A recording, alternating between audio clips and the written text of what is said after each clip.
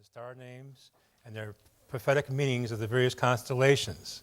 Now, this afternoon, we're going to be going through various celestial events, rare to very rare events, and various celestial events that occurred in these constellations at times in history. When certain prophecies came to pass from the scriptures, certain events happened. And we're going to be going through things like the birth of Abraham, the birth of Moses, the Exodus, the captivities of Israel, the birth of Jesus and the Messiah, the crucifixion, resurrection, and ascension. That's all going to be covered in this session here. And then later, we're going into the session of celestial events of the second appearing of Messiah, and events that have been occurring since about 1995 and into the future. So buckle your seatbelts. Well, we want to start with this slide, and it is I use a Starry Night program, a biblical astronomy program, that shows the pictures of the constellations on it. It's the only program that I can find that has the pictures, but some of the pictures are a little bit off on it. Like here we have Ophiuchus, some are shown backwards. That's the way also the Dendera zodiac does that sometimes. It'll show some backwards. But this is a picture of Ophiuchus, and actually his foot, these stars, you see these little stars here, these little stars that come down through here are all actually part of his leg. So his foot actually comes down to this point here on the scorpion's head. So some of these pictures are going to be a little bit off, but at least we have some pictures. Now, this is a chart of what the heavens looked like. This is actually where the autumnal equinox point was in 3961 BC. And I believe this to be the creation of Adam. The date for the creation of Adam was not 4000 BC, but 3961 BC. And we're going to see this as we go through all the other charts we're going through. But at that time, when Adam was created, if the fall of Adam happened in the same year, I do not know. We're going to take a look at two different possibilities today, that the creation of Adam was in 3961 BC and the fall of Adam was in 3961 BC, or perhaps the fall of Adam was 7 years later in 3953 BC. The scriptures are not clear on how long it was from the time he was created to the time he fell. There may have been a period of 7 years where the devil couldn't touch him. That's why the devil gets that 7 years back towards the end when he comes back for the last Shabuah. I'm not sure on this. This is like sort of looking at these things, speculating to a certain degree, but there's evidence that that's the case. What's interesting about this is where the vernal equinox point was, and this constellation again is backwards, where the sun is, the front of the foot should be on this side, and the heel should be on this side. And this is where the sun was on the vernal equinox at 3961 BC, right in the heel of the seed of the woman, the one that was going to get the heel that was to be wounded. And you see all 5 planets are here at this time in this area. We have Mars, which represents Michael, Jupiter, Zedek, which is Yahweh, our righteousness, Mercury, Gabriel, and you have Saturn over here, which represents Satan, and you have Venus, the bright and morning star. Now, in the early times, the bright and morning star represented the promised seed of the woman, which was to come. Venus represented the bright and morning star, but he has not been born yet. He's not born to 4,000 years later. So this represents the promised seed of the woman. This is promised in Genesis 3:15. But this is the basic Genesis 3:15 constellation and sign, because in Genesis 3:15, Yahweh says to the serpent that I will put enmity between the woman and the woman's seed, and between you and your seed, between the two, and that he will crush you in the head, and you will bruise him in the heel. So basically, this is the constellation that represents that, and I believe this may have been, at this time when this prophecy was actually given, this is where the vernal equinox was. And here, as I mentioned earlier, that Jupiter defines things or interprets things. When certain things come to pass, Jupiter is always in the sign, it seems to me, most of the time, 95% of the time, it's always in the sign when that certain prophecy comes to pass. Now, this is either the creation of Adam and the fall of Adam, and Jupiter would define that as being here at the fall. This is at the fall of Adam. Because right after the fall, that's when he put the enmity between him and the serpent's seed. Now, this is 7 years later. The sun moved a little bit, not much, because we have what's called the precession of the equinoxes, and it's about 27,000 year cycle. So every 2,200 years, the sun moves to a different constellation during the equinox, and that moves just a few tenths of a degree every year. But anyway, so it's still in the heel here, but we don't have Jupiter. I'm mentioning this now because it's going to play out later on. We look at the second session. We come to the end of all things. So either the creation of Adam was in 3961 BC and the fall in 3961 BC, or his fall was in 3953 BC, 7 years later. I don't mean to confuse you all here, but I need to mention this here now while we're here. Now, this is the correct orientation of Ophiuchus. You can see his heel is on this side, and the front of his foot is over here. And here's a star Saiph, which means the wounding, or bruised. This is where he gets bruised in the foot. This is actually where the heel is, and the foot comes down this way. But you can see that during the the autumnal equinox at that time, that's where the autumnal equinox point, where the sun reaches that point, it was right in the heel. And I believe that, and all the 5 visible planets were around that area at the same time. So I believe 3961 BC is at least the creation of Adam at that time. Now this is where the vernal equinox was in 3961 BC. It came down between the horns of the bow of Taurus. This is where the sun was this is the vernal equinox point in 3961 BC. And at that time the grid lines ran sort of at an angle here, but because of the precession of the Earth, you can see it as an angle here. And Orion is also backwards, this picture, and they got this foot bent upwards, but this was coming down on the head, not this one. And this is the correct orientation of Orion, and this is where the line comes down through. He's coming over the head. Now here's how the grid lines run today. You see, they're more perpendicular. That's because of the precession of the equinox. And these lines run straight down through here and here's how the lines run now. This is kind of important. It's going to play out later. May not sound interesting now, but it will play out later. Now this is again a full view of the Mazarot, and this is what I call the alignment of the heels. This is something I was looking at. Now this is the heel of Ophiuchus, the heel that's getting wounded. This is the heel up here. I have pointers here. This is the heel that's getting wounded. This is the heel of Hercules coming down on the head of the dragon. This is the heel that's crushing the head of the dragon. And on the other side, you have the heel of Orion coming down on the serpent's head. You can draw a straight line through all these heels, and it passes right through the North Star. That means a conjunction. A conjunction is defined by all celestial bodies that are lined up with the celestial North Pole are in conjunction.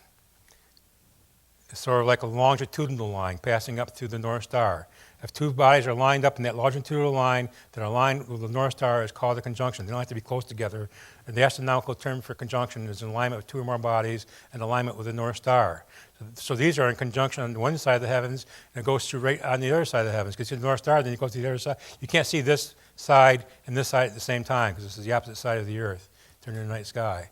But they're all lined up from one up to the North Star, down to the other side, in a perfect line. Now, man could not have created it that way, or line these constellations up in that way, and they put them there. Because it goes from one star to the next. Only Yahweh could have done this. This is something I discovered about 5 or 6 years, well, actually, like 93, about 1994, 95. And I'm going to bring, this is actually where the vernal equinox was in those days. But this is how it lines up now. These 3 heels have always lined up, but they have not always lined up to the North Star. This is only happening now. And for probably the next 40 years, you will get this perfect alignment to the North Star. This is a long-term thing that is finally coming in alignment to the whole thing is going to come to pass, because you have the one who is wounded, which is Messiah, and he's coming back to crush the enemy in the head. So these are all lining up perfectly now in these days. And they'll probably be like that for another 40 years. Here's a close-up. This is the line going through the heel of Ophiuchus. Here's a Hercules. The line going right through his heel, and here's Rastaban, the star that means the head of the subtle, goes right through that star there. Then on the other side, I got this switch around. It comes down and goes right through the heel of Orion, coming down on the head of the serpent. I think it was pretty neat that the heels were lined up in that way. You can draw a straight line right through them, and right through the North Star. They all line up perfectly. They're just aligned so nicely. That's all the heels. The heel is getting wounded, then they're coming back and crushing the enemy in the head. That's how they are aligned. And I didn't make the chart. Yahweh did this one. This is from, actually that chart was from Bollinger's work from 1893. In the back of his book, he has a fold-out, and that's where that chart came from. And he didn't know about the alignment of the heels like that at that time. And in Genesis 22:17 is mentioned that I shall certainly bless you. We're going into the birth of Abraham now, I think. Oh, no, we're going into the possession of the gates of the enemy. In Genesis 22:17, we're going into some long-term prophecies with the constellations for the next half hour or so. It was written in Genesis 22:17 that I shall certainly bless you, and I shall certainly increase your seed as the stars of the heavens and as the sand which is on the seashore, and let your seed possess the gate of their enemies. This is what Yahweh is saying to Abraham, that your seed will possess the gate of the enemies. Now when we go to the North Star, as mentioned earlier, and you focus on the North Star, if you're taking a picture of it and you leave your camera shutter open for like 4 hours or so, this is the picture you will get. This is the North Celestial Pole here, and all the other stars revolve around it. That's because the Earth is turning under it. And this is like a gate here. This is the North Star, and it looks like it's a gate. It looks like a tunnel here, doesn't it? But it's a gate. This is an actual picture that was taken of the North Star and with the other stars going around it. This is what you get. Now, everything revolves under the North Star, or the North Celestial Pole. And it possesses sort of like a gate there. Now, in the ancient times, from the creation of Adam to the flood of Noah, and past the flood of Noah until the coming of the Messiah, this North Star was in the tail of the dragon. This is Thuban. This is where the North Star was. He's the enemy. He possessed the gate. And he had rule over all the earth. I mean, pretty much so, over the merchants and everything else. So this is where it was in the tail of the dragon. Now, around the time of the Messiah, when he came and was crucified, it was moving out of the tail of the dragon. It was in this area here, and it moved out of the tail of the dragon at the time of the Messiah, and it was moving towards where it is now, which is Polaris. And this is where the North Star is now. Now, Ursa Minor, as you remember, is the sheepfolds, but it's also the seed of Abraham. So this is a long-term portrayal in the heavens of Abraham's seed possessing the gates of the enemy. It's a long-term portrayal over 6,000 years. Now, when they named that, this name is the star wasn't named Polaris, it was Akruba, which means they're ridden upon. No man knew 6,000 years ago about the precession of the equinoxes, and that 6,000 years in the future that it would be ridden upon. Yahweh, when he named the star, he knew that, because he set the heavens up. He set them up in their motions and everything else. He knew that, and that's why it was named Akruba, or the ridden upon. But this is showing the seed of Abraham possessing the gates of the enemy. It's a long-term portrayal. And this is the one neat thing I like to show. I was doing some research. This is from the Dance of the Planets program that I had back in 1993. But I let it run over a 130-year period. This is the path of Venus. This is what it drew, the path of Venus going through the heavens over a 130-year period. This is from about 3961 BC to about 130 years after that. And it's interesting because the center is Bethula. Now, Bethula represents the 12 faithful of Israel. It's also the woman. And here, it looks like to me, I see it this way. Maybe you don't see it, but it looks to me like the wings of an eagle going on both sides of it. And it's sent over a 130-year period. This is just kind of interesting. Extra, this is something a little extra I'm throwing in here. But this is actually what happened. This is the actual star chart that I did. I let the Venus run for 130 years, and this is what it drew. And every 8 years, it would go into a retrograde motion every 8 years today and come down through here and do various retrogrades up in here. And this is what it drew. It's an eagle. So Bethula, and we see this is without the constellation lines. This is what it looks like. Now, and you see in Revelation 12:14, and to the woman were given 2 wings of a great eagle, that she might fly into the wilderness into her place, where she is nourished for time and times and half time from the face of a serpent. I thought it hasn't done that ever since then. That's the only time period it did it was at the creation and 130 years after, which is interesting. But man could not see this. They'd have to plot it over a 130-year period. I don't think Adam stayed up there every day to show where Venus was. This is something the computer found out later in later times. It's just an interesting thing, I thought.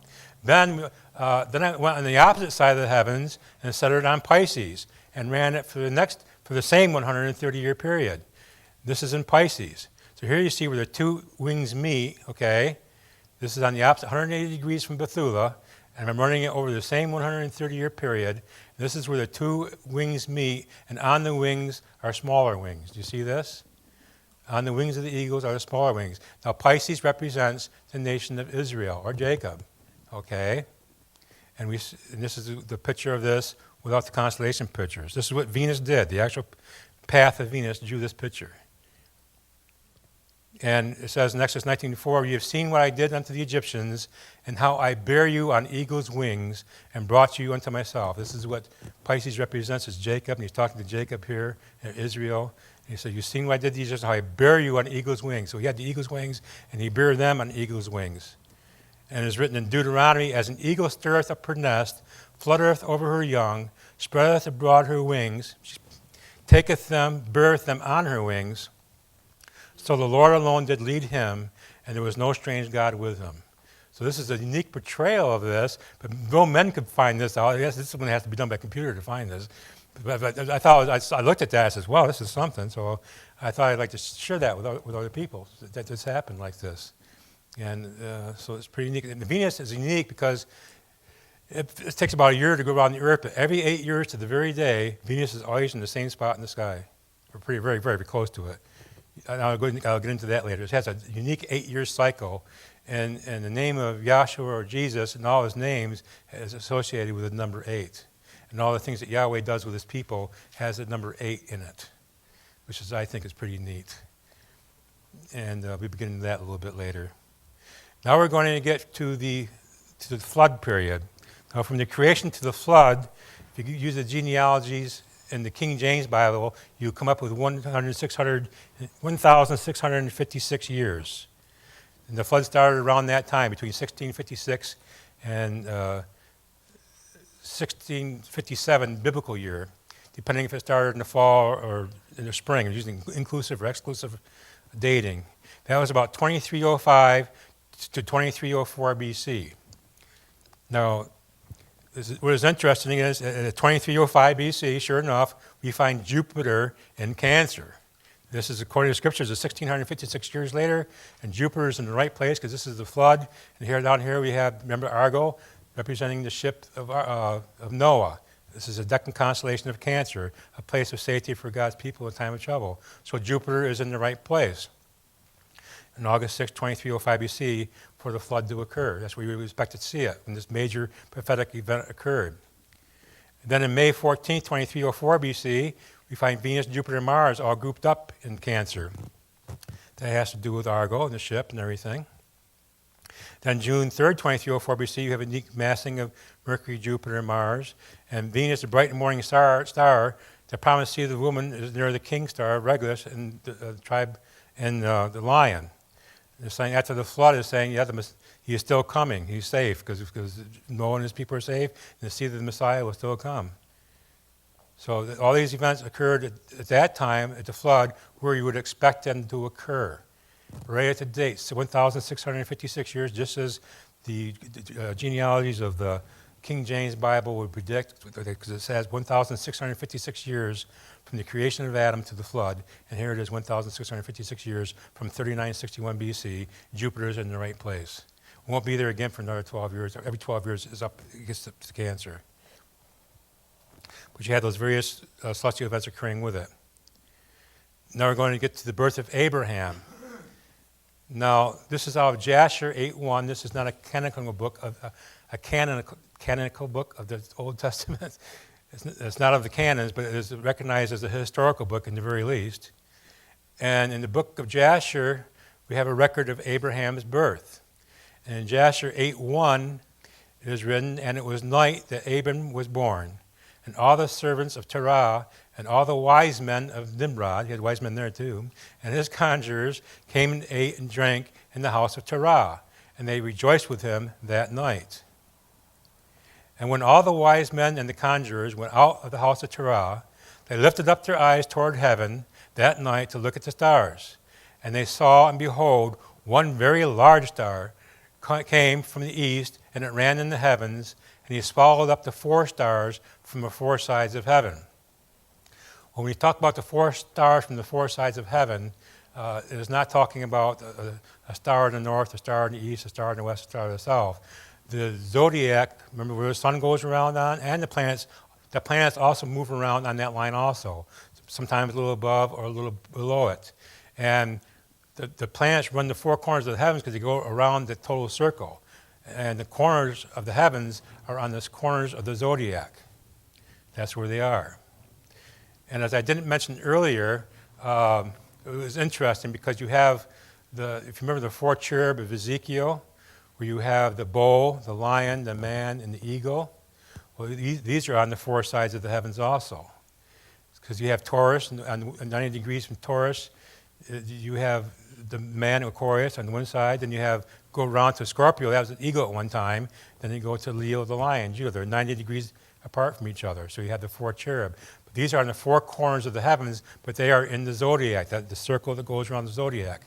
Not the north, south, east, and west, but along that circle, because you have a full circle, and 90 degrees apart from each other, you have the 4 corners of the heavens, which are mentioned to.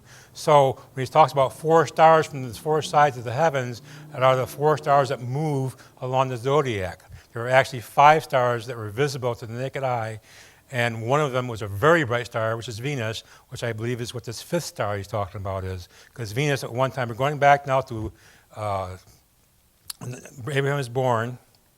In 1953 BC, there was a unique celestial event that occurs like once every 100,000 years. And it's called a grand massing of the planets, but these planets were so close, the 4 of them were so close, they appeared to be one planet. They get close sometimes, they're not that close. I'm going to show this in a minute. And in Genesis it says, I will make thee a great nation, and I will bless thee, and make thy name great, and thou shalt be a blessing, and I will bless them that bless thee, and curse them that curseth thee, and in thee shall all the families of the earth be blessed. When God was speaking this to Abraham. So it's through Abraham, all the families of the earth are to be blessed. And when we get to these signs, we will see that these are in the sign of Aquarius or Delhi. Remember now, this is God's blessings being poured forth to his people. And in Abraham, all the nations would be blessed.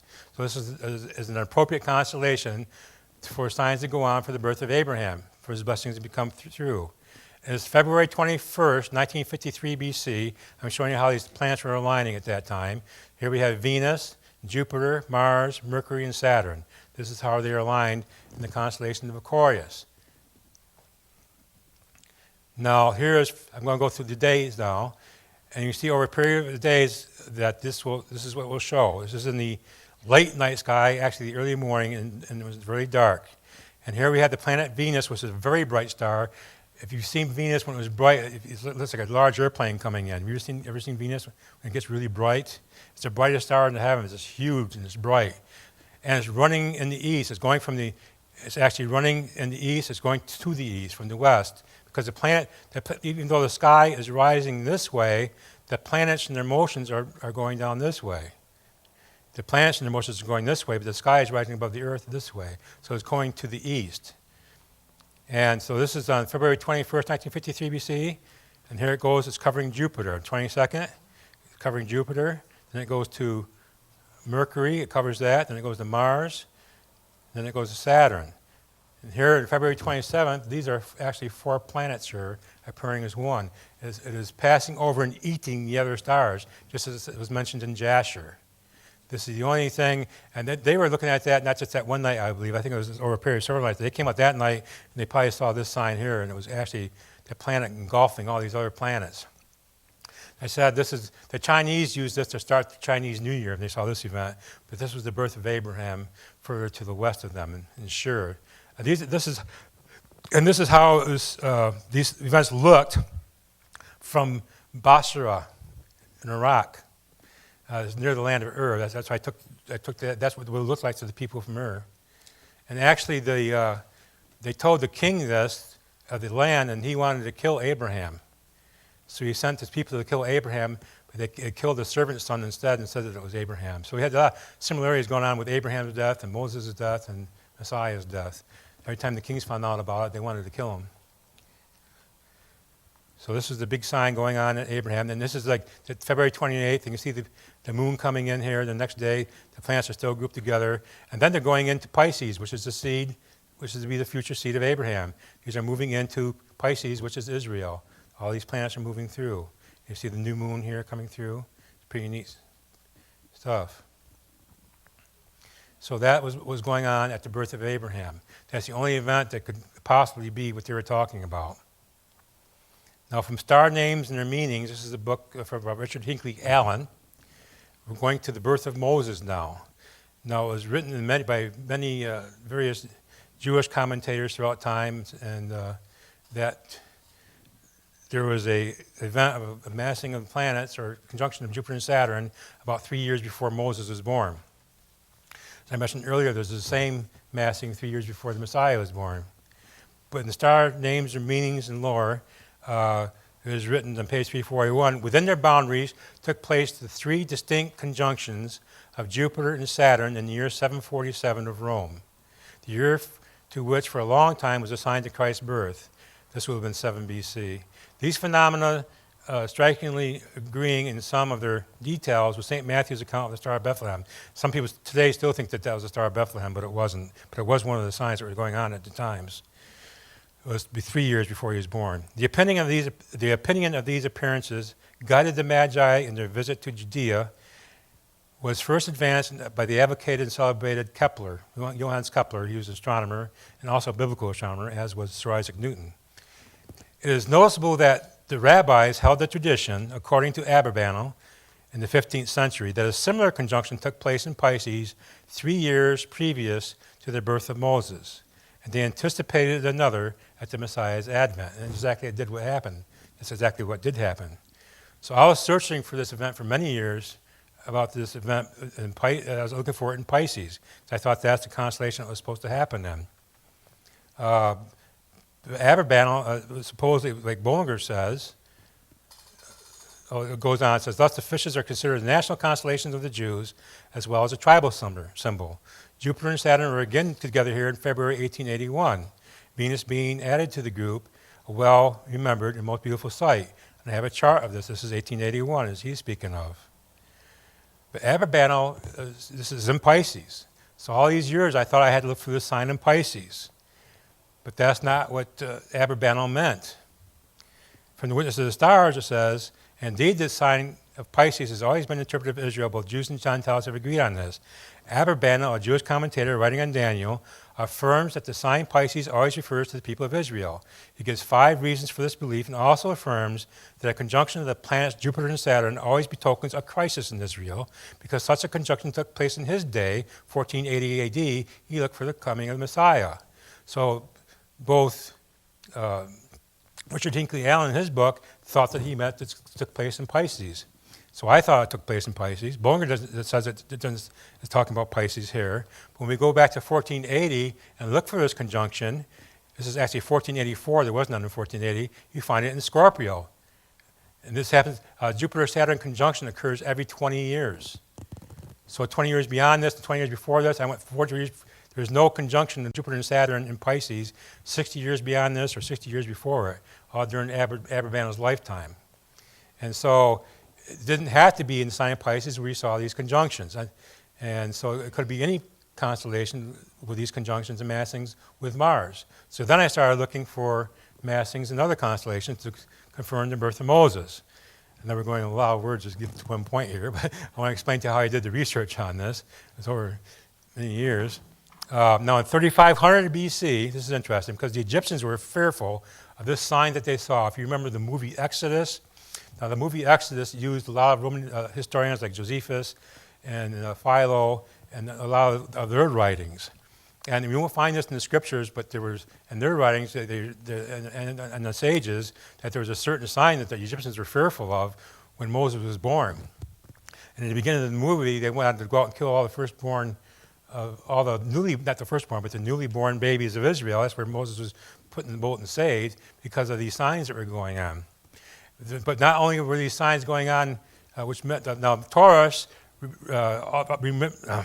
earlier, it means Messiah coming to judge the earth, but it also refers to the deliverer of Israel. Messiah, Jesus, is the deliverer of Israel, but then it was Moses who was the deliverer of Israel. Now we're going to see here, as I said earlier, the Egyptians made these into their gods. They took these constellations and made them into their gods. Now in 3500 BC, this is where the vernal equinox was. Remember in the creation, the vernal equinox was here because of the precessional movement of the earth, it moved to here. I will slow down speaking a little bit so hopefully you can understand me a little better.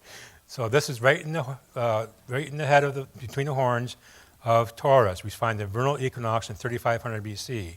Now somehow this sign made it through the flood because this was a sign of worship. As you see here, the Hathor bull god of Egypt was Taurus with a sun between its horns. This is the sign of Hathor. And this is where they got it from. That was 3500 BC. This is some 2,000 years later, or 1,500 years later in the very least, where we see the sign of Hathor. And over here we have Isis, which is the same as Virgo or Bethula, but she has the Hathor horns on her head. So these were their gods. Virgo, Bethula, and the bull were their gods. And they started seeing these signs in their gods. This is like 1536 BC. I had the birth of Moses at 1533 BC, but this is 3 years before his birth. Here we have, when did that go up? This upper planet here is Jupiter, and this lower planet here is Saturn. And from June 10, 1536 BC to February 12, 1535 BC, this is how they moved. They both were moving together, and Jupiter moved up to here. Then it moved backwards. It went into retrograde motion. I have to explain retrograde motion to you for a moment. It moved backwards. It came to this point, stopped, and then moved forward again. And Saturn did pretty much the same thing. It came out this way, it stopped, it moved backwards, stopped, and moved forward again. They were actually doing it like a joint union. They're moving that way. Now, as you remember, Jupiter represents Zadok, Yahweh, our righteousness, and Saturn represents Satan. So it's sort of like a battle going on here. So this is going on at that time. And this was the conjunction of Jupiter and Saturn that was talked about 3 years before the birth of Moses. There's actually a triple conjunction. It's not just a single conjunction that's talking about. It's talking about a triple conjunction. A triple conjunction is when a planet comes by another planet and stops, comes back again and stops, and they both come back this way again. They pass each other 3 times over like an 8-month period. A single conjunction goes by and passes by once, but when they go into retrograde motion together, sometimes you can have a triple conjunction. This is what was happening here.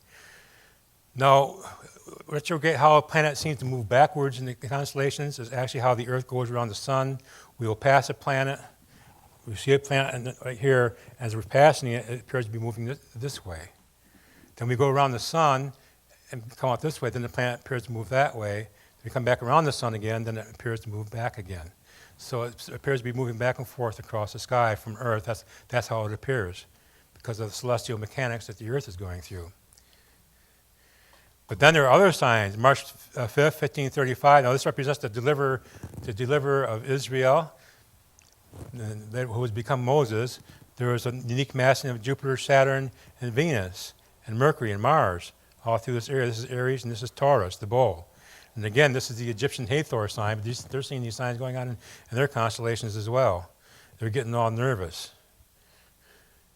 And then we see March 15th, 1535, a unique massing or unique lineup. We have Mercury and Mars, Saturn, Jupiter, and Venus. Now we had similar things going on in 2002. When we get to 2002, we'll be going on by getting into those things.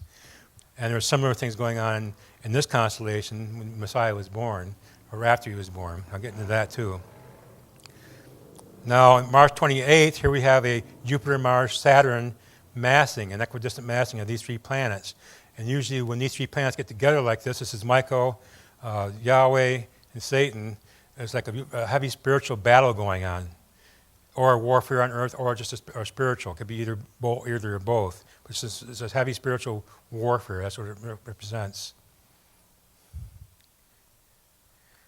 Now, it was interesting, in 1454, let's go back. So that was the birth of Moses. I had to make sure I get the right dates here. That was 1533 BC that he was born. So all these events occurred about 3 years before he was born.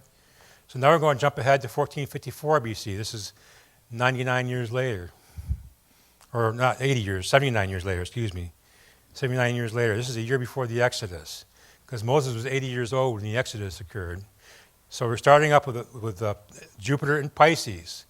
Now this is where you would expect Jupiter to be, because Israel is coming out of bondage. So events occurring in Pisces either represent Israel going into bondage or Israel coming out of bondage. Because you have the lamb here, the lamb on this side, breaking their bands. Now here is Jupiter and Venus. You have the bright morning star and Zedek, Yahweh our righteousness, in 1454 BC. And throughout that year, between the Passover of 1454 BC and the Passover of 1453 BC, which was the Exodus. Actually, 1453 BC was the first Passover. But what would have been the first Passover, if Passover was in existence at this time, this would have been the Passover. But Passover did not exist until April the 10th, 1453 BC, our time. This is on the Julian calendar.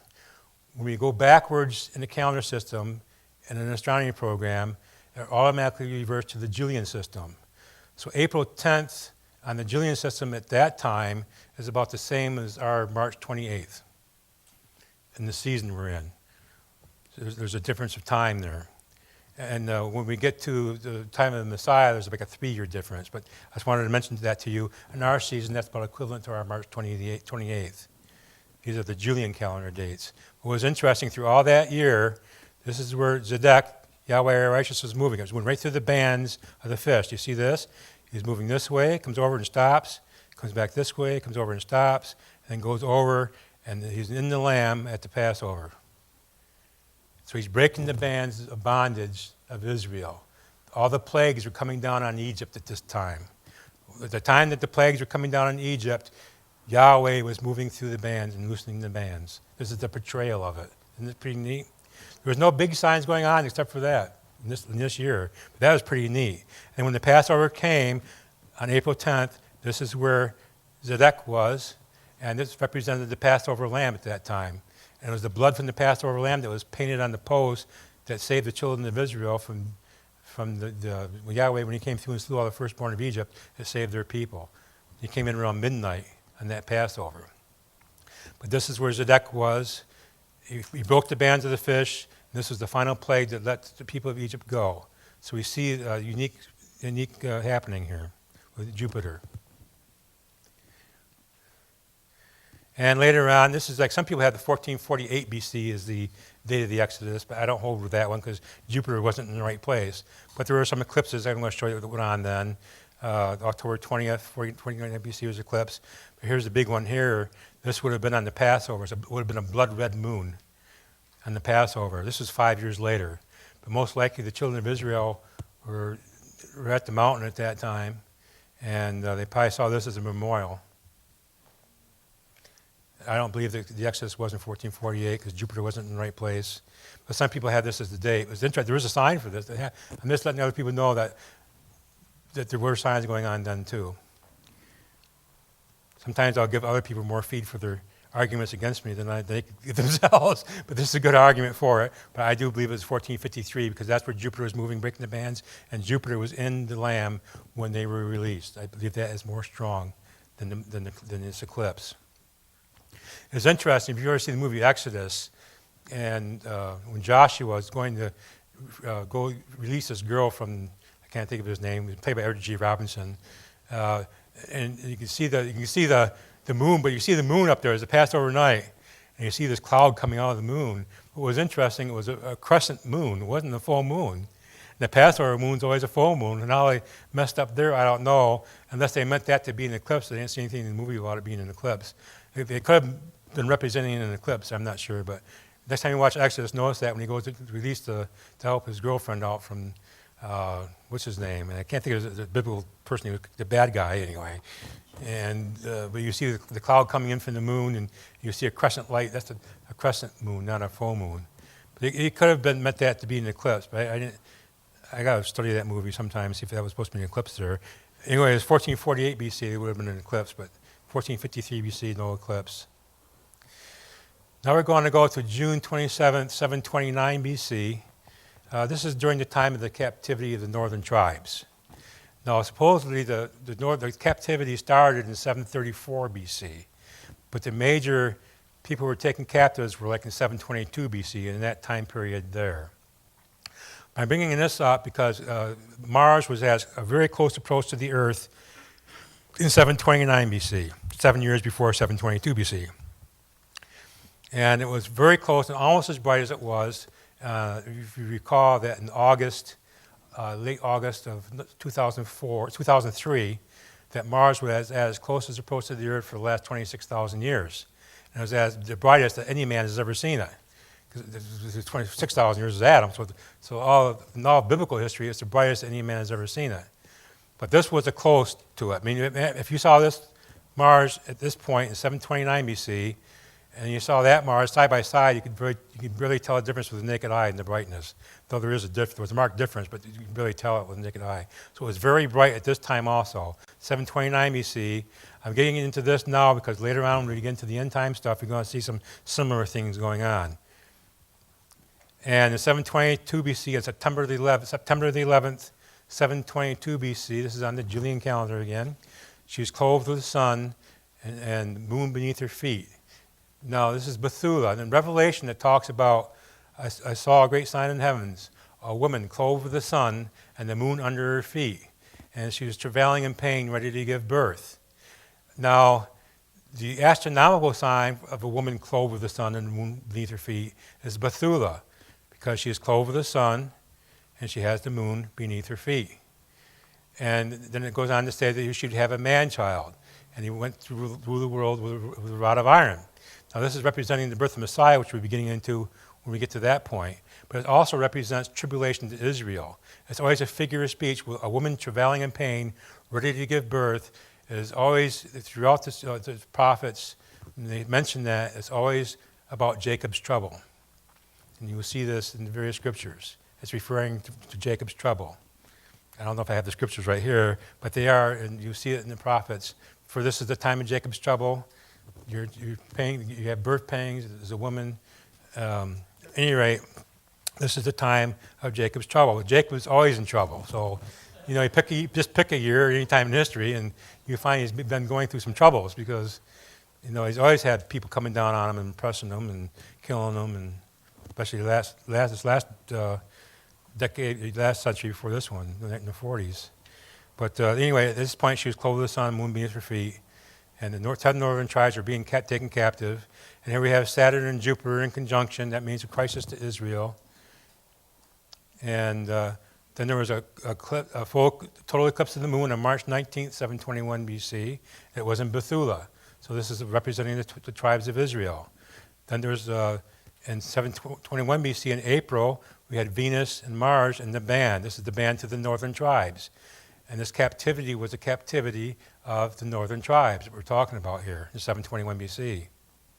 And we also have another sign here in Pisces. On September the 12th, there was a blood red moon. It was blood red in the band of Pisces. So this is in the right place here at the right time where we're seeing this captivity of the northern tribes. And then here we have these signs in Pisces, which could either be going into captivity or coming out of captivity. Then we have the sun and moon this is where they were, on February 22nd, 720 BC. This is another eclipse, and Mercury and the sun. This was also in Pisces. So all these eclipses are going on in Pisces and Bethula. Here's another one in Bethula, an eclipse on March 8th, 720 BC. It was a partial eclipse. It was just the bottom part of the moon was eclipsed at that time. So both of the constellations that represent Israel, all these signs are going on in them at that time. And we're going to see very, very similar signs that went on in 1996 and 97, but we'll get into that later on. But I want to show you this here, that this was the captivity of the 10 northern tribes in 734 to 722 BC, or 720. And here's another eclipse in Pisces on September 28th, 720 BC. So all these signs going on in Pisces. And then in 719 BC, March 26, this is when Jupiter and Venus joined together in this sign. So this captivity may have been going on through this time. This may have been towards the end. I know in 722 BC, about 10% of Israel was taken into Syria. But it started in 734 BC is when the captivity started. Then the major city of Samaria was taken in 722 BC, the 10 tribes, and they were taken north. And as I showed you earlier on that map, with the 10 northern tribes were taken to the north, and Pisces, how that represented that, and the other Pisces was going over towards Babylon some years later. Now this Jupiter and Venus, I'll show you this chart again. I can go back up this way, can't I? Here's the Jupiter and Venus conjunction at that time. Now what's interesting about this conjunction is it is a very close conjunction because Venus actually occulted Jupiter then. Venus passed right, if you had a large telescope, like the space telescope, the Hubble Space Telescope, and you looked at Jupiter, you'd find Venus right in front of it. They're so close that it passed right in front of us. This is a very rare type of conjunction. It only happens about once every 100 years, but it's only about once every 300 or 400 years that you'll see it, because usually it's too close to the sun when this occurs. But here you can see it. And it depends on what part of the planet you're on when it happens, if you can see it or not. This is pretty neat. Here you got Venus going right in front of Jupiter. And then in 586 BC, there were not much, this is during the captivity of Judah, there was not much activity going on. The only thing that was going on then was Mars was again at its closest approach to the Earth. It has certain cycles of every 80 years, but then every 100 and some odd years it gets real close. And this again was very close to the Earth and shining bright in 586 BC during the captivity of Judah. But the first captivity, Mars, occurred 7 years before the eclipses. Let's keep that in mind. It was 7 years before 722 that Mars was bright. We're going to see an inversion when we get to 96, 97, and 2003. Now we're going to go to 7 BC, and this is the sign that was spoken of, the triple conjunction of Jupiter and Saturn at the time of the Messiah's birth. This is about 3.5 years before he was born. We have Jupiter up here, and it moved, stopped, moved backward, stopped, and moved in again. And it came here, it moved forward, came back, stopped, and moved forward again. So this was about 3.5 years before the birth of Messiah, as it was written. And there was a Jupiter-Mars-Saturn conjunction in Pisces in 6 BC, in February the 12th. There was another one on February 23rd, Jupiter, Mars, and Saturn. Now, on August 1st, 3 BC, this is looking from Baghdad. In the book of Matthew, it says when the Magi reported what they saw, they first saw his star in the east. He says, before we came to Herod, he says, "Where is the Messiah? For we have seen his star in the east." Now, that term "in the east" comes from the Greek word Anatole, and Anatole means "in the rising of the sun." So they saw it in the rising of the sun. Now, the stargazers of those days would always look in the morning sky to see when a new planet appeared or when a planet came back up again. And they would they would look in the rising of the sun for this. And it was around August 1st, 3 BC, they would have first spotted Jupiter. This is right here. This is Jupiter, and this is Venus. But this is where they would first see it in the morning, looking east from Baghdad area. This is where the Magi came from. And then it was in actually Leo. So here's Zedek, the Messianic star. It was in Uriah, which is the lion of Judah. This is the king star, the king of Judah. That's why I said, where's the king of Judah, the king of Israel? This did not get him to go to Jerusalem yet. There's other things coming up here that are greater signs. Then we see a conjunction of Jupiter and Venus together. This one star here is a close conjunction of Jupiter and Venus on August 12th, 3 BC, 33 minutes before sunrise. This is off to the east again. And you see this big, very close conjunction of Jupiter and Venus. This is again in Uriah the lion, Judah. And then there's a Venus-Mercury conjunction on September the 1st, 3 BC. So this is all within a 1 month period. They're seeing these things. And here's the Venus-Mercury conjunction. Here's Jupiter up here in this area. And I believe this is Regulus here, the king star. and they are in the tribe of Judah. And Revelation 12:1 is written, and there appeared a great wonder, sign in heaven, a woman clothed with the sun and moon under her feet, and upon her head a crown of 12 stars, and she being with child traveling in birth and pain to be delivered. So we're expecting that this sign gives the date of the Messiah's birth as being Tishri 1. And she brought forth a man-child who was able to rule all nations with a rod of iron, and her child was caught up unto God and his throne. And here is Bethula on September the 11th, 3 BC, 15 minutes after sunset, as seen from Jerusalem, or Bethlehem, because Bethlehem is just like 6 miles south of there. She's clothed with the sun is below the horizon, she's clothed with it, and this is the moon, the first crescent light of the new moon, and it's beneath her feet. Looking from the horizon toward her feet, it is beneath her feet. And there's some discussion on where the moon has to be beneath her feet. Some say it has to be up here, but that's above her feet looking this way, or here, it's just actually below her feet from the horizon up. So I believe that either one would work, actually. But here it was, September 11th, 3 BC, and you can pinpoint the time of the birth of the Messiah between 5:30 and 6 o'clock in the evening. Because this is our revelation that's written of the time that he was born, the day he was born. This would have been right on Tishri 1, Day of Trumpets, Yom Zikron, of the year 3 BC. This would have been the Julian date, September the 11th. But according to our calendar, the correct Gregorian, it would be the same as our September the 8th. There's about a 3-day difference when you go back 2,000 years. It's the same time of the season as our September the 8th is. But this is September the 11th, 3 BC on the Julian calendar. And this was the sign given in the heavens, and it is marked in Revelation. It gives the sign that he was born under. She was clothed with the sun and the moon beneath her feet. This only happens in Tishri 1. At that time, the only time that happened was on the first day of the 7th month, it was the Day of Trumpets. And the Day of Trumpets always started the year of the kings. All the kings were considered born on the Day of Trumpets. And he is the true king. And he was actually born on that day. And the trumpets held in the king. The trumpets were blown to hell in the kings, and they were being blown this day to hell in the true king to bring him in, which is an amazing thing. Now, some people have them in tabernacles, but that's another discussion. Actually, when Gabriel, let me move back up here. I can tell you a little story here. Actually, a true story. When Gabriel came to Miriam, and she became, and the seed of the Messiah was created in her, it was around the time of Hanukkah in the year 4 BC.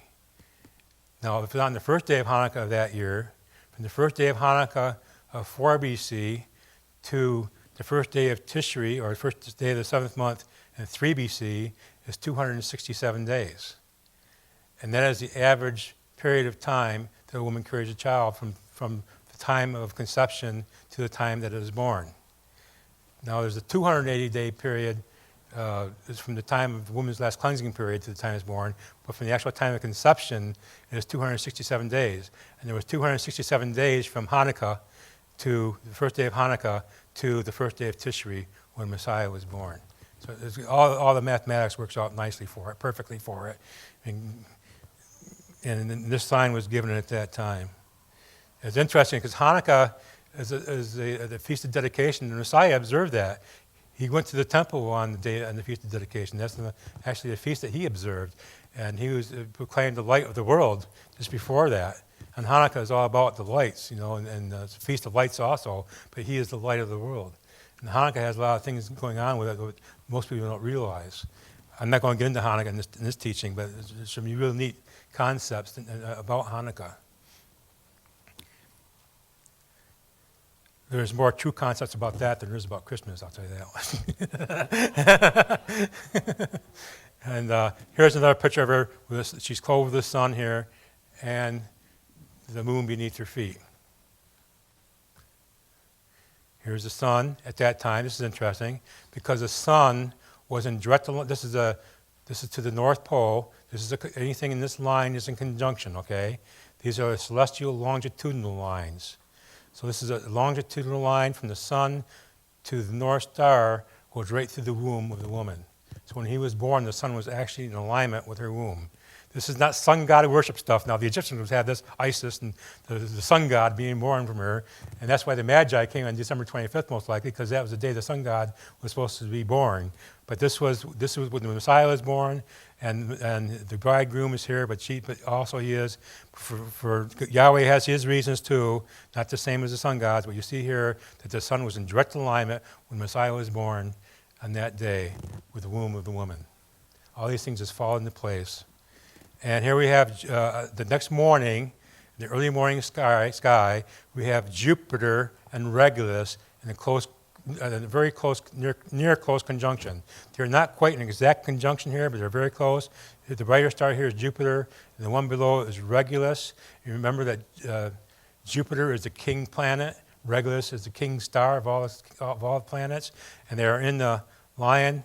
Next day they're actually closer, but they were in the Lion of Judah, the king of Judah, and the king planet. They're all in close conjunction. Then Jupiter goes on throughout the year and does a triple conjunction with and draws a crown around Regulus. It actually draws like a crown around it.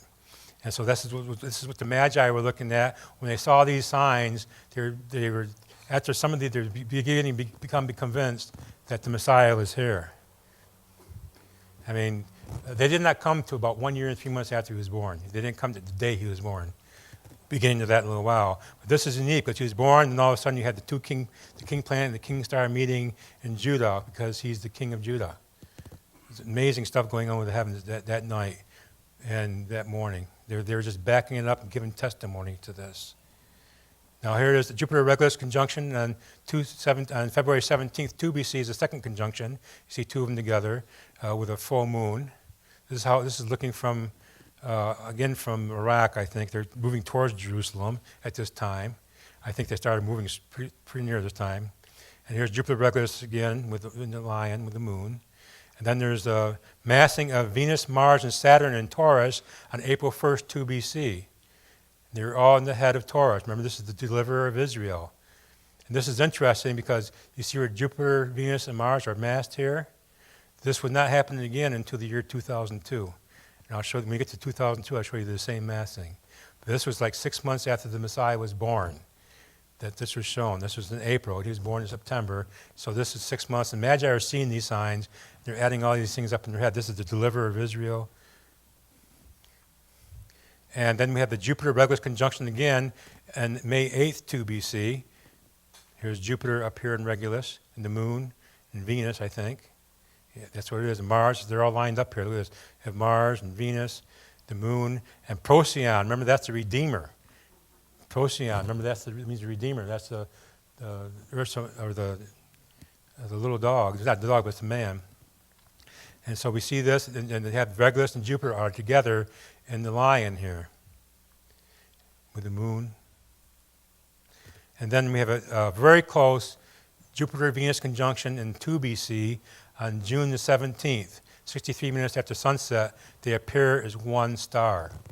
They're very close. They're very, very close. What's interesting, and here we are, and this is most likely was a sign that got the Magi going towards Jerusalem, because nothing like this was seen before in that era, that time period. They were very close, and Venus actually passed just a little bit below Jupiter here. But remember that conjunction I showed you at the captivity, where Venus actually passed in front of Jupiter? That was closer, but this would have been seen as brighter because you have a little separation between them, and you would have light filling in between, so it would appear much larger and much brighter. It would appear very, very, very bright to the Magi. So you have both stars, you have the Father and the Son, all lined up here, and he was born around that, just before that. Then they had the massing of the planets occurred shortly after that in Orion. This is the massing of Mercury, Mars, Jupiter, and Venus, and the Magi were very interested. They haven't headed towards Jerusalem yet. They're heading here. Of all these signs they're seeing, they're heading by this time at least. Probably took them at least 3 months to get there because it's kind of rough traveling in those days across the wilderness.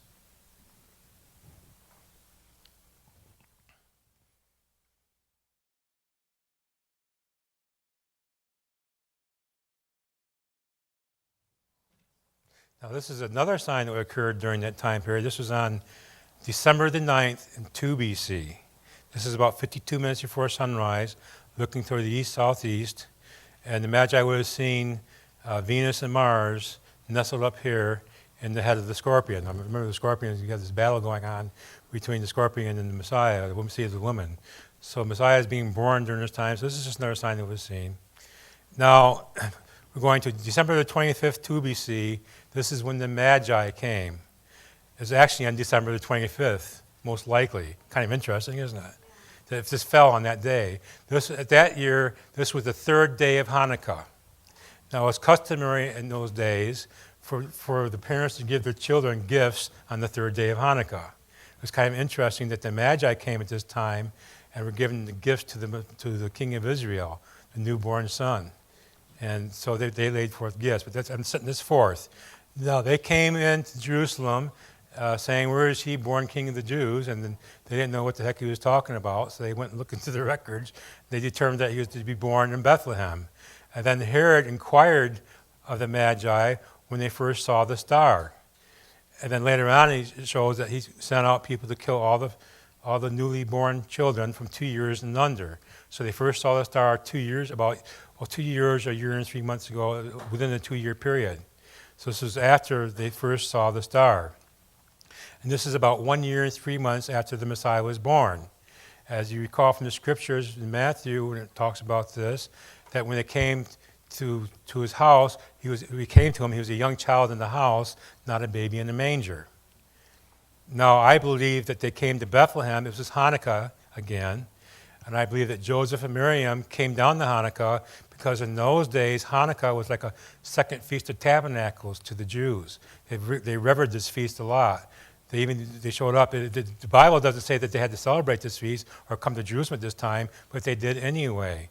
It was revered very high. It was an important feast to them, Hanukkah was. So most likely they came down to be with their family in Bethlehem at this time, and they were staying at a house. Now another take on this, E.W. Bullinger says that they first started off for Bethlehem, but then the star that they saw made him go up to Nazareth. He was a young child in the house in Nazareth. This is what I call the Tinkerbell theory, because he's got this thing flying around out there going one way and going up another way. It just didn't make much sense to me. But it is a possibility, but this is how I see it. And this here comes from Dr. Ernest L. Martin. He did a book called The Star That Astonished the World. The Star of Bethlehem, The Star That Astonished the World. And that book is still available through Ask Publications. Dr. Ernest L. Martin was actually a resident in Portland, Oregon during the latter part of his life. He passed away a couple of years ago. I never got a chance to meet the man. I wish I did. Because it was his book, along with E.W. Bullinger's book, that enthused me to get into the signs of the heavens, the actually signs that were occurring. I first read his book, The Birth of Christ Recalculated, about 1979, 1980. That's what got me interested in these things. And so this what I'm teaching you here now is what he has in his book. This is from his work, Dr. Ernest L. Martin, of what was occurring. He has Jupiter as being the star that the Magi saw. It was a messianic star. They recognized it as a messianic star. It is the king star. We saw the king star with the king planet, rather. And we saw this king planet with the king star Regulus together. And it drew a crown around it. It's called Zedek, and it's as messianic as Zedek. And as they're going south towards Jerusalem, this is around midnight. And I got this focused back on this chart here. It is focused back, so you got about a 180-degree angle from one side to the other. In order to show this, I have to do this. And you see the white line moving up to the center is the meridian. It's called the prime meridian. It's due south. And all the stars that pass that prime meridian, that's the highest they get in the sky in the evening. It's the highest point that they reach. Well, as they're moving south towards Bethlehem, it's about a 6-mile walk.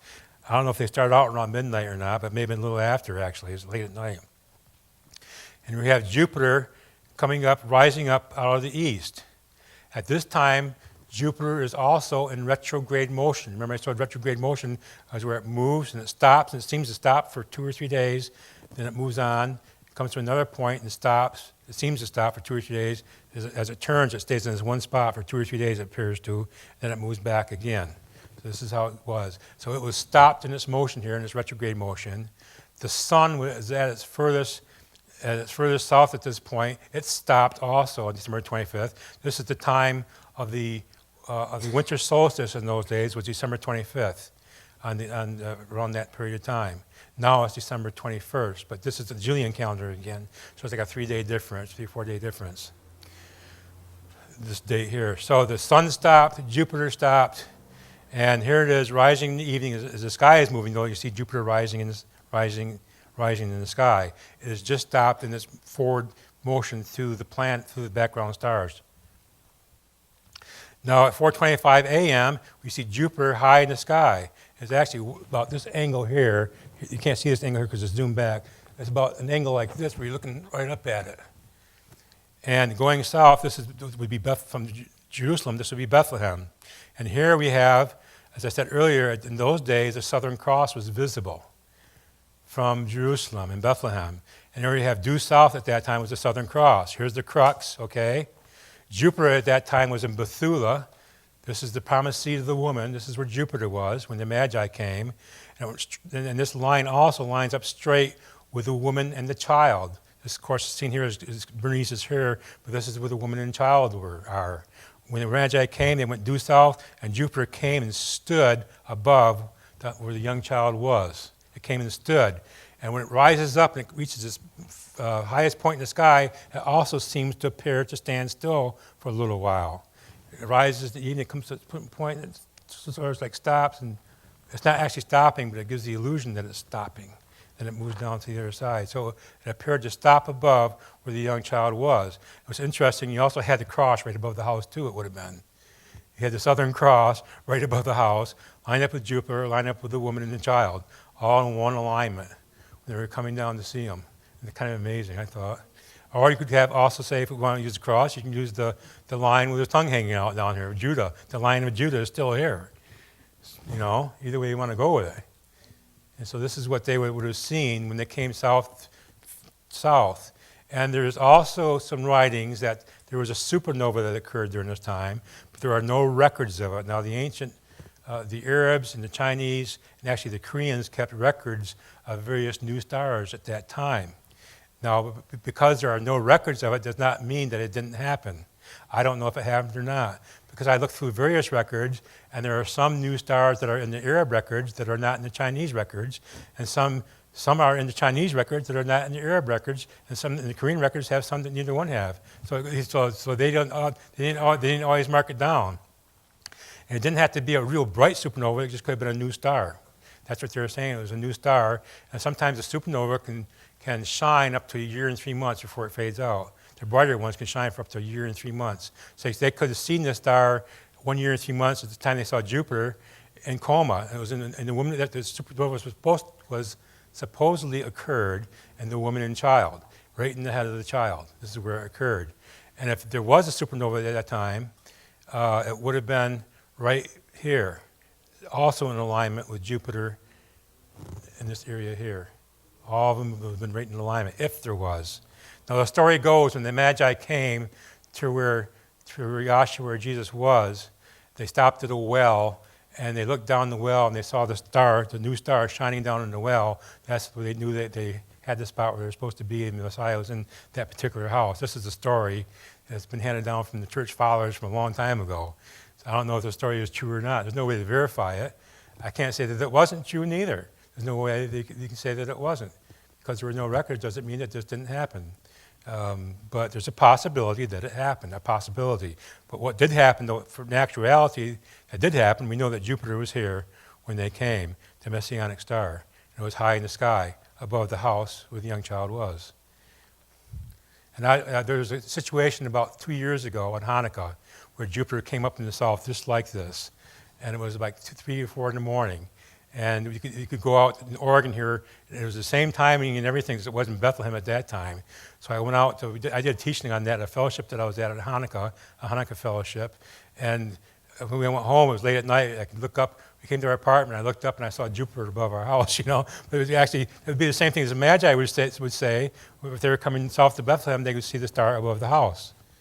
You know, it would be the same thing, basically. The star, it was up high in the sky, but looking down, it was above the house where I was going into. So, and if you went to any house at that time, going from the north to the south, you would see the star above the house. But it was interesting. And this is the woman and child, and the supernova was supposed to occur in this area here. but there is no record of it. And I look for supernova remnant, and I can't find any. But it doesn't mean that it didn't happen also. But most likely the supernova did not occur, because usually they leave remnant behind, etc. And I've looked through various sources for supernova remnant in this area, and I have not found it yet. It still doesn't mean that it didn't happen. Now, as you recall, that it was shortly after the Magi were sent off by Gabriel. He told them to go another way, not to go back to Herod. And Joseph and Miriam and the young child went to Egypt, or to the Sinai Peninsula. Actually, they didn't go all the way to the land, mainland of Egypt. Most likely it was in the Sinai at some places. That was part of the land of Egypt at that time also, because Herod was sending in these armies against them to kill them. And it was at that time, and Josephus writes about the death of Herod, that he died shortly after a certain eclipse occurred. Actually, there was a blood-red eclipse on January 9th, 1 BC. This would have been a few weeks after Joseph and Miriam were sent into Egypt. And on this night, he killed 2 priests at the altar. He slew 2 of the high priests, Herod did. Besides all the young children of 2 years old and under that were slain at that time, he also slayed 2 of the priests that he disagreed with. They were telling him that he was bad, I guess. He couldn't take the news, but he had them killed. But, this guy is awful. He was a horrible person. Herod was just yuck. But this is like 2 weeks after was this eclipse, and he died probably a few weeks after this eclipse occurred. And so they were about 1 month in Egypt when Herod died. I don't know if some people teach that there were years there and some many months. We can't tell how long that Joseph and Miriam were there, but when it was safe to come back after Herod died, they came and went up and lived in Nazareth, back to Nazareth and lived. Yeah, there's no way of telling how many months that was. There's nothing in scriptures that says that. But at any rate, it was 2 weeks after this eclipse occurred, and Herod died sometime within a 2-week period after this eclipse, according to the historian Josephus. This was a total eclipse that he mentions in his book. Now we're going into the crucifixion of the Messiah. Now, for 1,000 years, it's always practiced by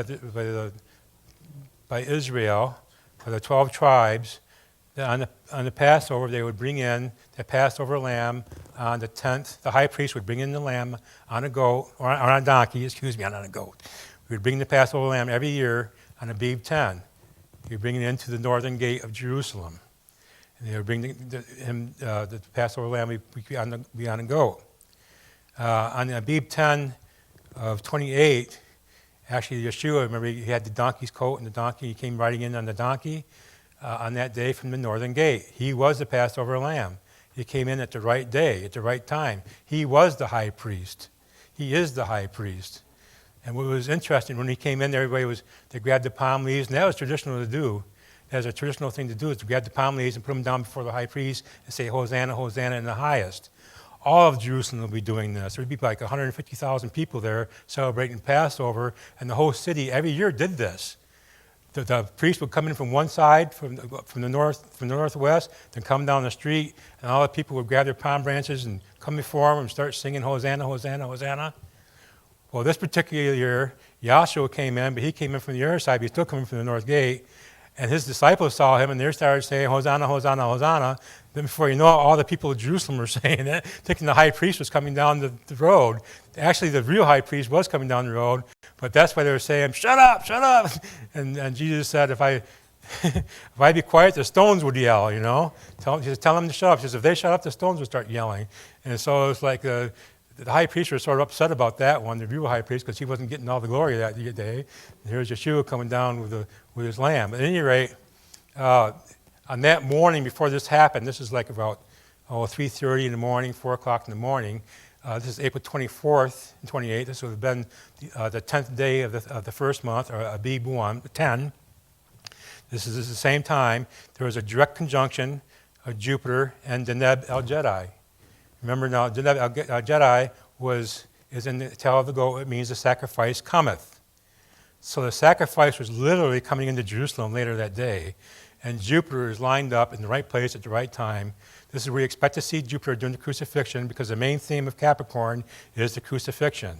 So this is where Jupiter was. It was not only in Capricorn, but on the day the sacrifice was coming into Jerusalem, it was in direct conjunction with the star Deneb el-Jedi, which means the sacrifice cometh. Kind of an awesome thing, right on the money. And here's a without the names on it. This would be looking southeast, between southeast and south from Jerusalem on that day. And here's a tail, the Neb el-Jedi, which means the sacrifice cometh. And Jupiter was along the ecliptic, just above it, and ended up here in direct conjunction with it.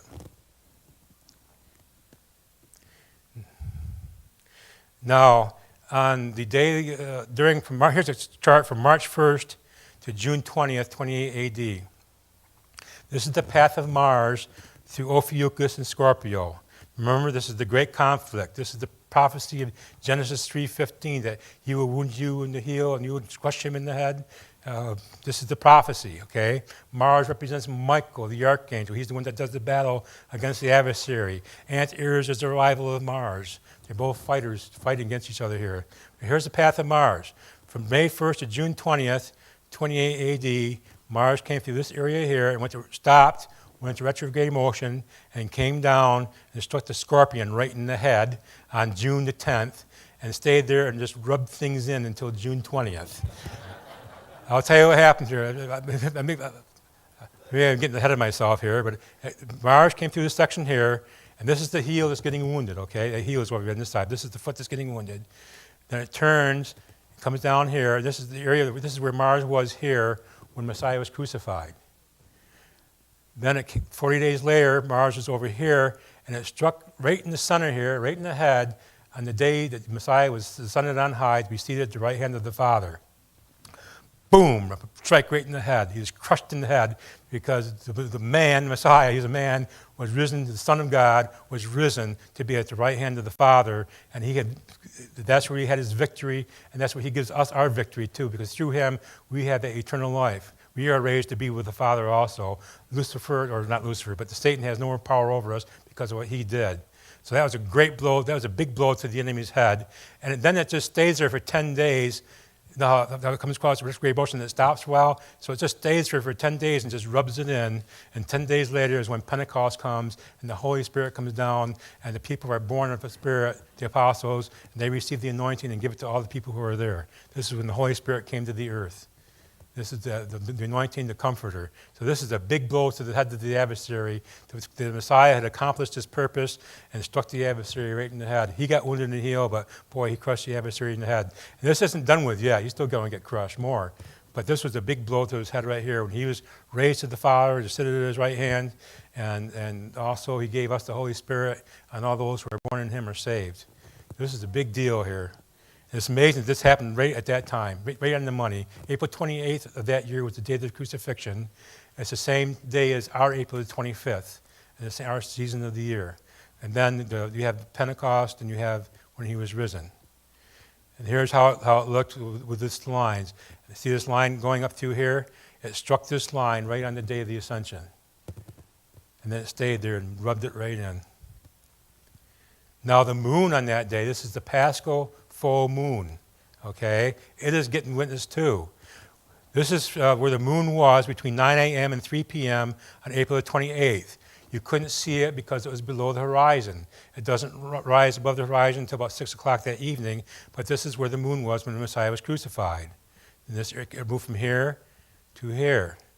Now when it rose in the evening, it rose at actually 7:16 p.m., and it sat at 6:16 a.m., or maybe I had this a little bit after, before rising. This is where it rose when it came up. And all through the night, it went over this heel where the Messiah was wounded.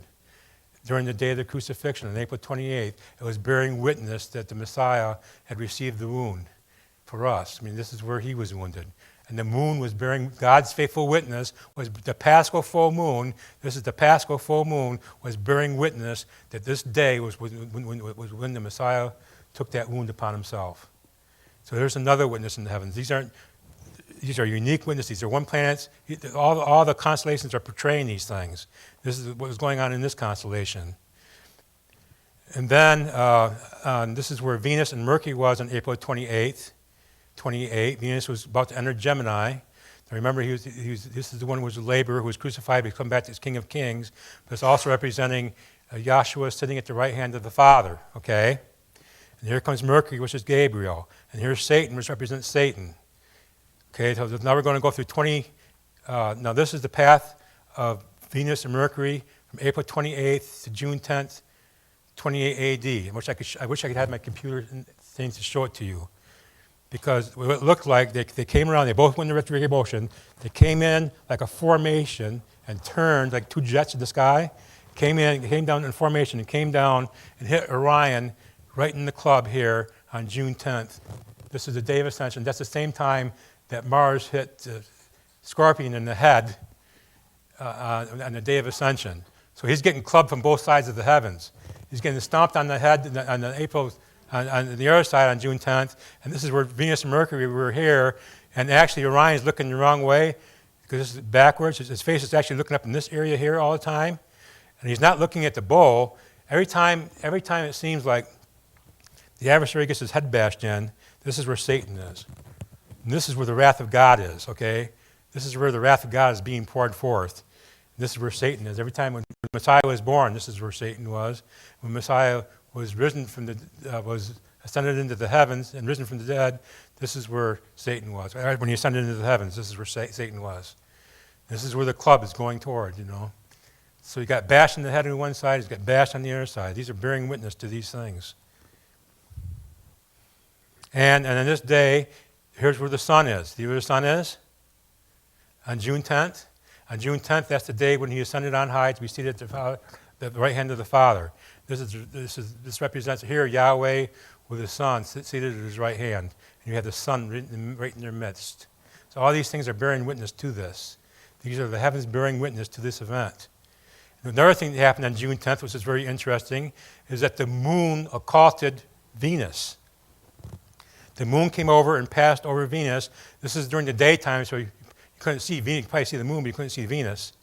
And so this is Venus at 11:45 a.m., 11:51 a.m. You can see Venus, the moon passing over it. And this is where it appears on the other side at 1 p.m. on June 10th, 28 A.D. And this may be the very time that Yeshua was ascended into the heavens. I'm not sure. I can't say that. But it's interesting that the moon passed over Venus, which represents the bright morning star at this time. This was an event that was occurring on the day of Ascension. And that is the end of this session.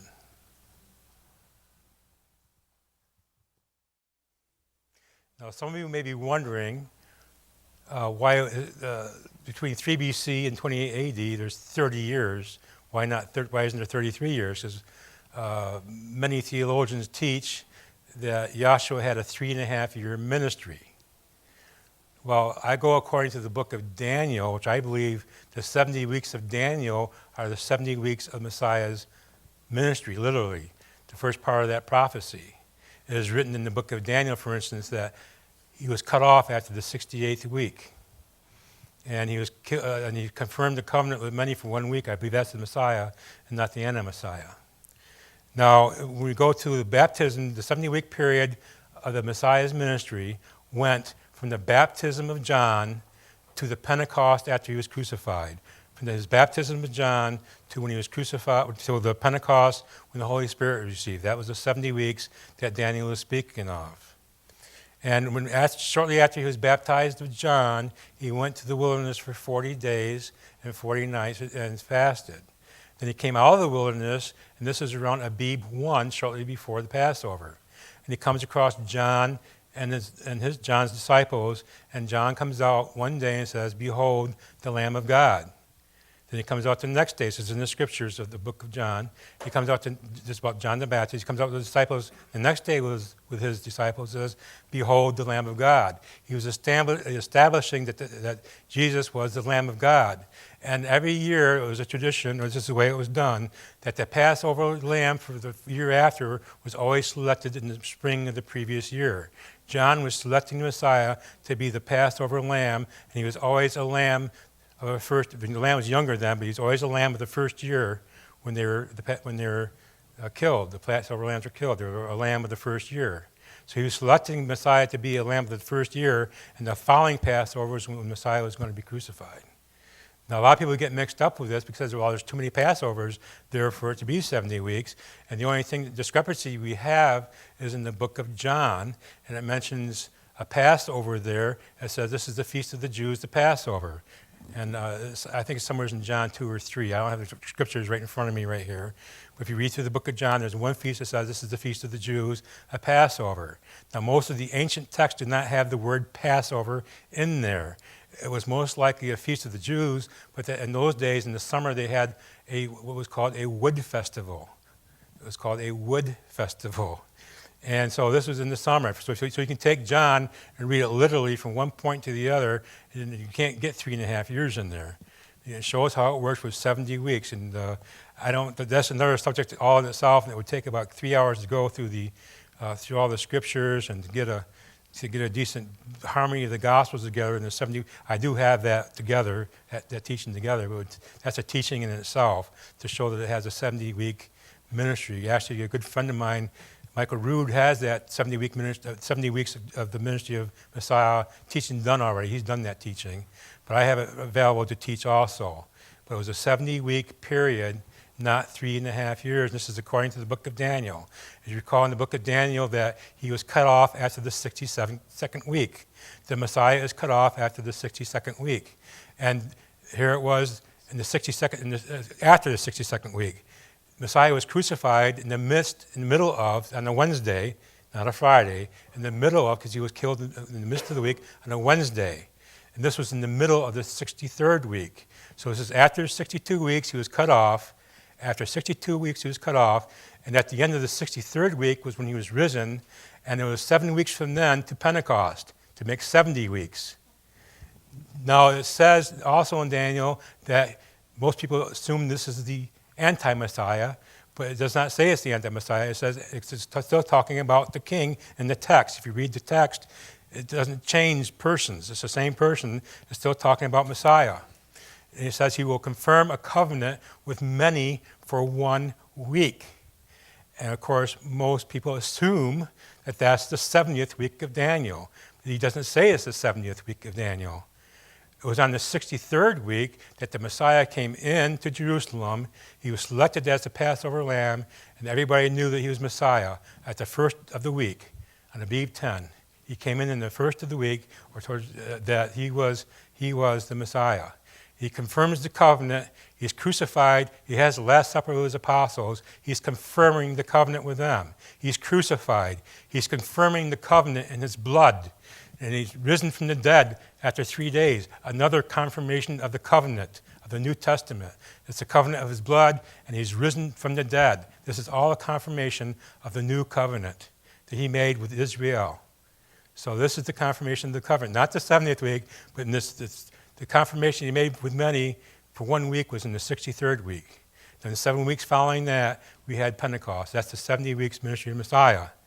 So in the book, Matthew or John, it says he was about 30 when he was baptized. He wasn't quite 30. Actually, by our reckoning of time, he was 28 years old. He turned 30 by their reckoning of time that on Tishri 1 of the year 27 AD. By our reckoning, we would call him 29 years old. By Hebrew reckoning, when a person is born, they are already, and also Eastern Oriental, they are considered 1 year old when they are born. They don't wait a year before they call him a year old. He was in his first year.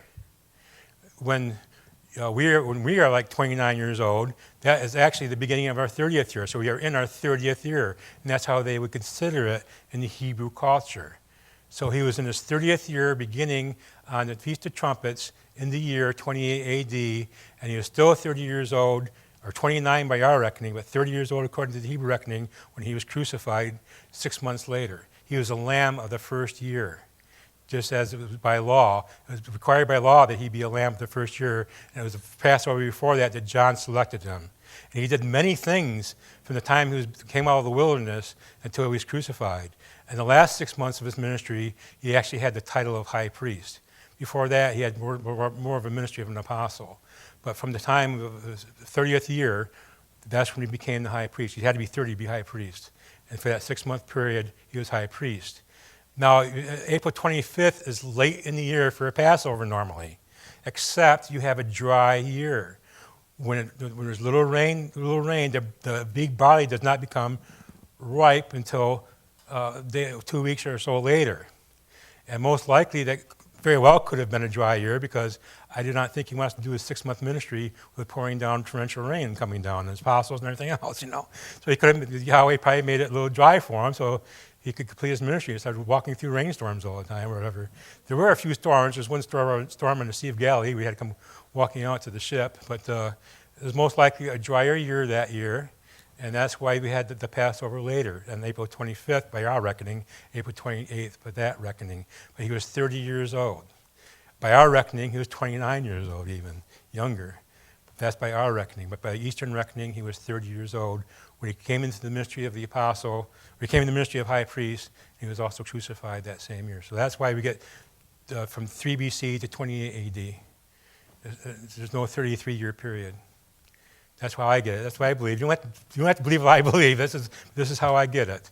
You can either take it or leave it, but that's what I firmly believe. This is what happened. And the stars in the heavens seem to back this up. There's no way the stars could portray this.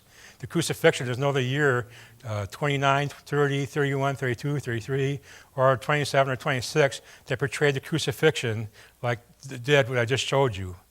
That Jupiter was in the right place. Jupiter was in Capricorn in the year before, or the year 4 or 5 years. Was in Capricorn again the 12 years later, or 12 years before that. So everything basically, the heavens show that was the year of the crucifixion. The heavens' testimony are big in this one. Also, the year of his birth, 3 BC, they're big in that one too. So that's why we don't have 33 years for the Messiah, a 3.5-year ministry, but rather a 70-week. And that's confirmed by the book of Daniel. And as I said, I don't have time. There's some amazing things there. If you go through the book of Daniel and compare that to the ministry of the Messiah and what he did, there's some amazing things there. But I don't have time to get into that today. So now we'll go into the next session.